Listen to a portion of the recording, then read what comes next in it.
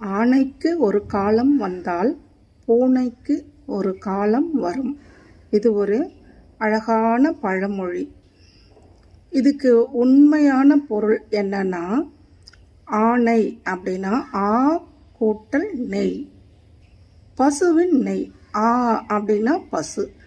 பசுவின் நெய் 40 வயது வரை எடுத்துக்கொள்ளலாம்.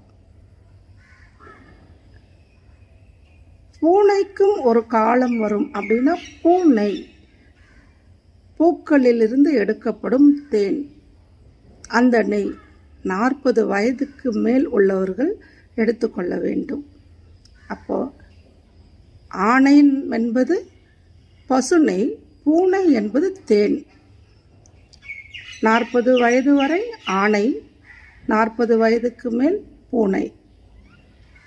இப்படி நம்ம உணவில் பழக்கப்படுத்திக்கிட்டோம் அப்படின்னா நமது உடல் ஆரோக்கியமாக இருக்கும்.